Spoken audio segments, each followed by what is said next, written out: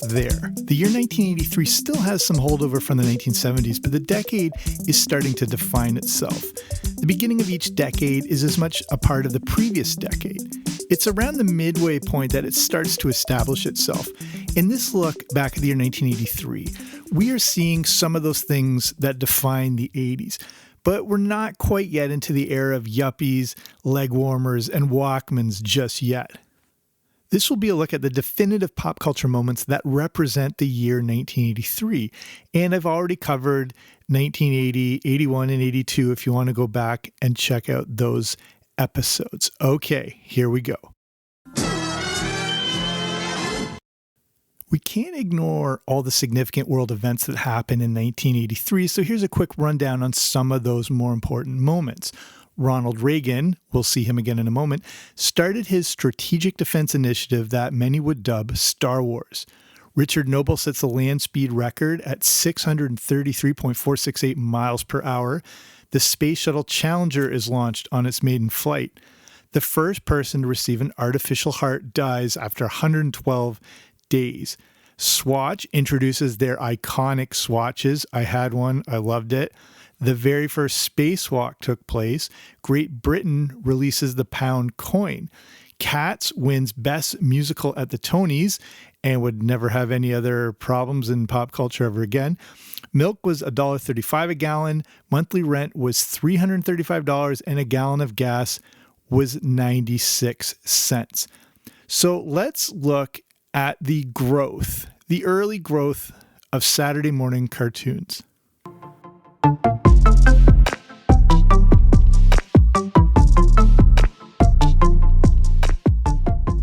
I haven't covered this as much in the previous reviews, but Saturday morning cartoons have really come into their own by 1983. The Deregulation Act put forth by Ronald Reagan was responsible for opening up the floodgates for new content. I've covered this a lot on the show before, but the key takeaway is that all the restrictions that cartoons faced, especially when it came to advertising to kids, had been lifted at this point in the 80s. Therefore, there is a tidal wave of new cartoons, toys, cereals, and junk food all directed at kids. Licensed characters went up by 300%, and we, as kids, reap the rewards of all this greed. I recommend going back and listening to my podcast about Saturday morning cartoons and the demise of them and deregulation and Ronald Reagan, all that stuff, if you really want to get a good, deep insight into this whole thing. But basically, Saturday morning cartoons started out in the 60s and 70s to rerun old primetime cartoons like the Flintstones. Eventually, the networks realized that Saturday mornings were hallowed ground for getting the attention of kids. There were no distractions, different school schedules for after-school cartoons, and they could cover both East and West Coast time zones.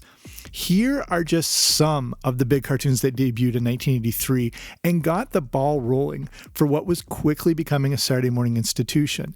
And I'll mention some of these ones I've done entire shows on. So in 1983, we got He-Man and the Masters of the Universe, Alvin and the Chipmunks, The Charlie Brown and Snoopy Show. For my friends in the UK, Banana Man, I've done a show about that. Dungeons and Dragons. Inspector Gadget, did a show about that. One on the Littles. Mr. T, Rubik the Amazing Cube, which I have a show all about, and the Saturday Supercade.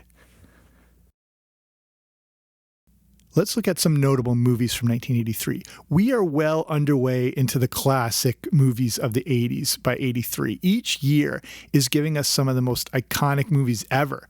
What we should point out is how the juggernaut of 1982, E.T., was still making money when it was re-released in 1983. It even finished in the top 20. Here's a look at some of the notable movies from 1983, and we have to start with what I believe is the one that best represents the year.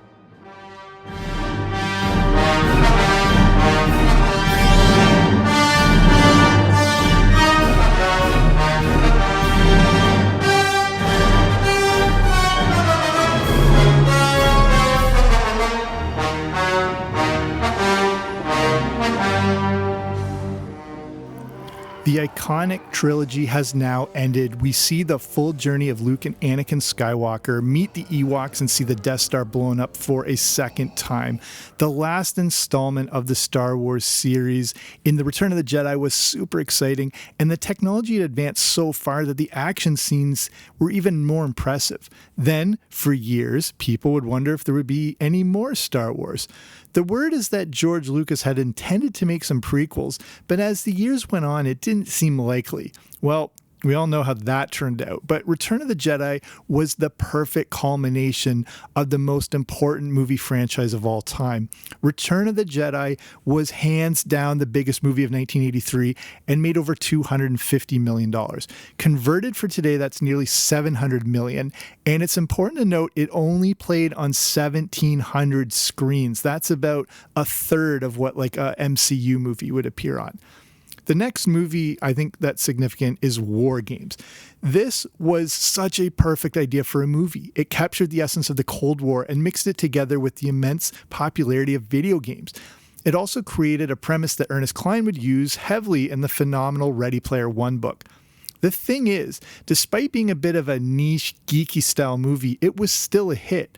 War Games came out on June 3rd and finished as the 5th highest grossing film of the year, and it only played on around 900 screens.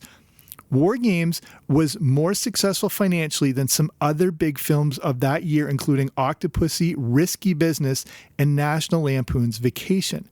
So, speaking of those films, here's a look at some other notable movies from 1983. Flashdance, Tootsie, Superman 3, The Dark Crystal, Scarface, A Christmas Story, Airplane 2, and Strange Brew. How's that for a random assortment? Looking back at that year's Oscars, the big winner was Gandhi. Here's a look at some of the other top awards. Best Picture, Gandhi. Best Actor, Ben Kingsley for Gandhi. Best Actress, Meryl Streep for Sophie's Choice. Best Director, Richard Attenborough for Gandhi. Let's take a look at the best music of 1983.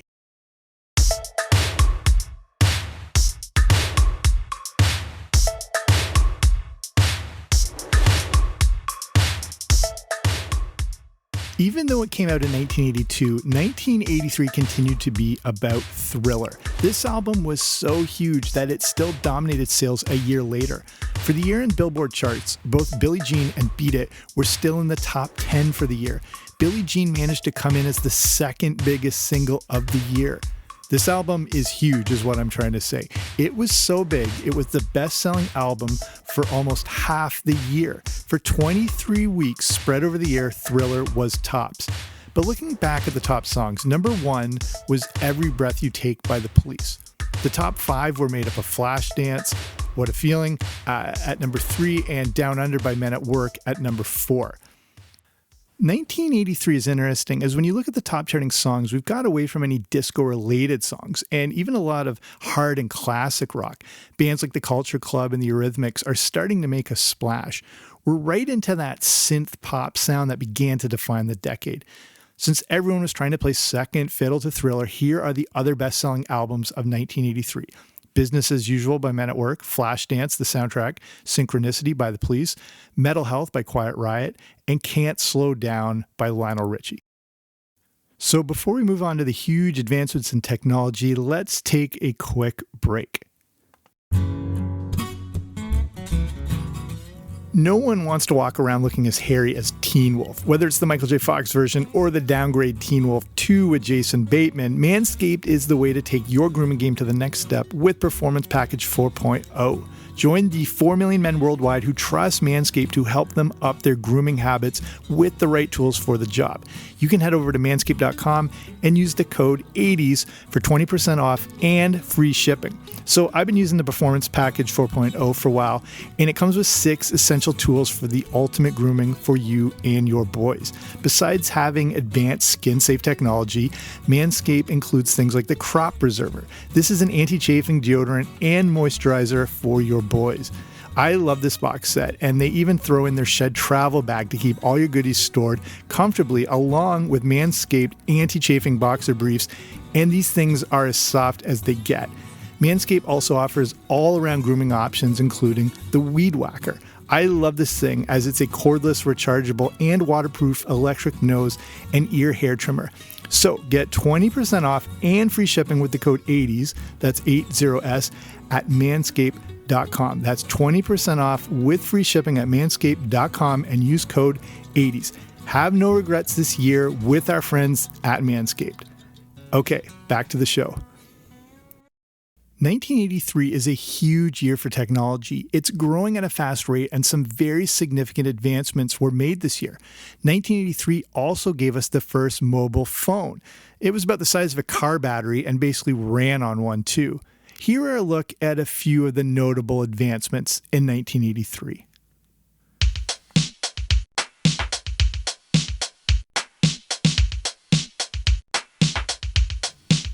The first would be the birth of the internet, and I'm using birth in quotation marks. Even though it would be an evolving thing, 1983 can technically be the year that gave birth to the internet. The actual creation by Tim Berners-Lee goes back a few more years, and it is far from the internet as we know it. But this year is significant. 1983 is when things were switched from the ARPANET, which was a smaller network of computers linked together, to Internet Protocol, or IP. This is what would allow for the creation of IP addresses. This allows for the transfer of data between devices on a network. It's a relatively simple concept that is the essence of what would become the World Wide Web. You see the evolution of this today with HTTP or HTTPS, which is Hypertext Transfer Protocol or Hypertext Transfer Protocol Secure, and it is what allows for secure communication between computers. The hypertext of Hypertext Transfer Protocol allowed clickable links to be shared.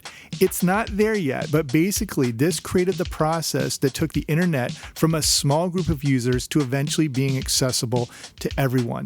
And I did a 4-part series on the origins of the internet and how it developed into companies like Netscape and AOL and into streaming and stuff. If you want to go back, it's a good look and a good sort of crash course at everything that evolved with the internet. Number 2, the release of the CD player in North America. The creation of the compact disc actually goes back to the late 60s. They patented it in the 1970s, and like its big brother Laserdisc, it contained digital information. The first commercially available CD player came out in Japan in 1982, but wouldn't reach the rest of the world until 1983. At first, there weren't a lot of discs available. CBS Records only put out 16 titles.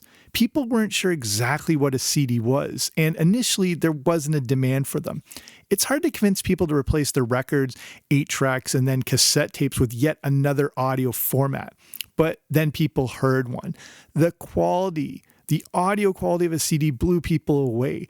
It would still take more than a year for people to get on board with a CD player because these things were not cheap. The first players cost a whopping $1,000. Adjusted for inflation, that's around $2,700. Companies knew this was the future, as did the consumers, and it was pointed out in an article from 1985 in the New York Times. With all this CD awareness, as they called it, Sony released a cheaper version during Christmas of 1984. That player would only cost $299, and other companies had to get on board. It wouldn't be long until everyone had their own CD player.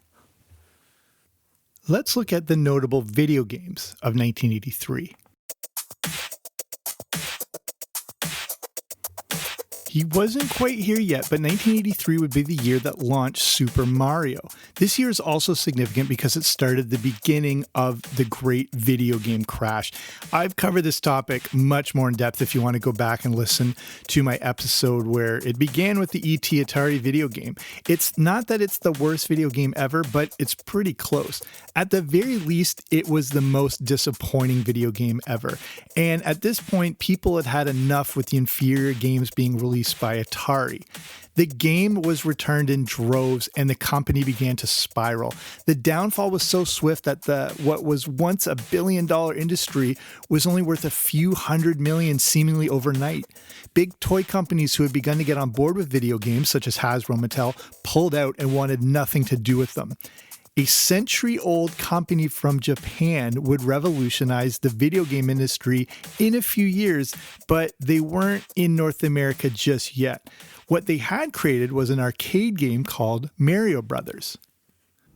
This started as a spin-off from the Donkey Kong game, and the game involved plumbing brothers Mario and Luigi exterminating creatures from a sewer.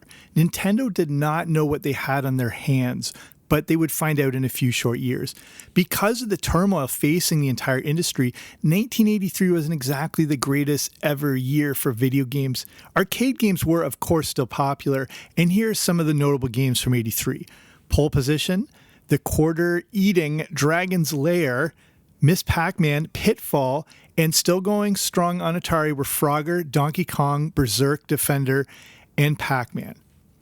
So let's look at the most important TV shows of 1983. And 83 is a huge year for TV. It might be one of the biggest of the 80s, and maybe of all time.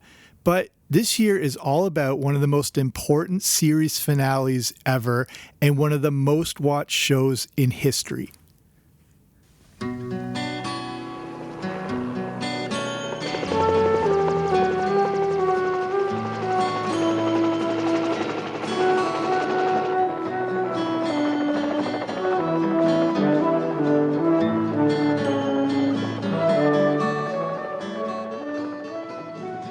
I can't wrap my head around this, but 105.9 million people tuned in to watch the series finale of MASH. This would be the most watched TV show in history for an incredible 17 years until the Super Bowl in 2010. Were that many people that big a fan of MASH? As a young kid, this wasn't in my personal wheelhouse, but it always seemed like it had a specific audience, and I just never could understand how it was the biggest TV event of all time when I was a kid. I assumed there was so much hype and word of mouth that everyone felt like they had to watch it. Also, this was the 80s, and with only 3 networks, there were very few options for entertainment. Let's look at a couple shows that maybe were more in the wheelhouse of young kids in the 80s.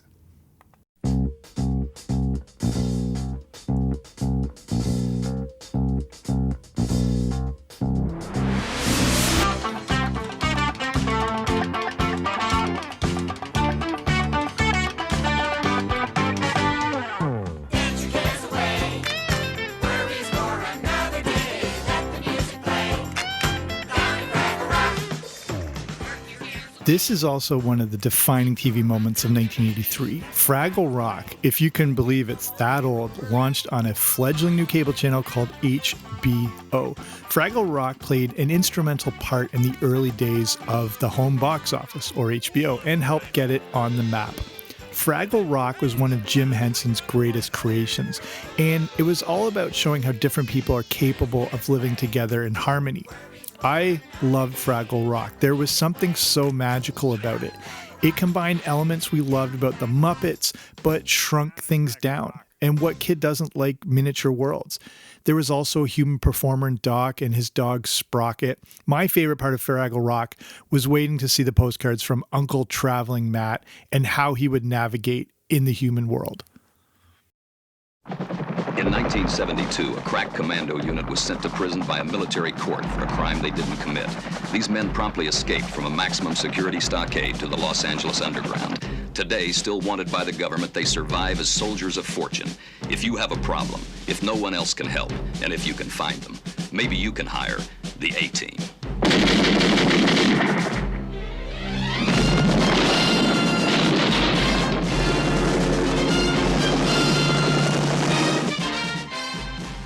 One of the great loves of my childhood. 4 Vietnam vets framed for a crime they didn't commit, help the innocent while on the run from the military. If you can find them, that is.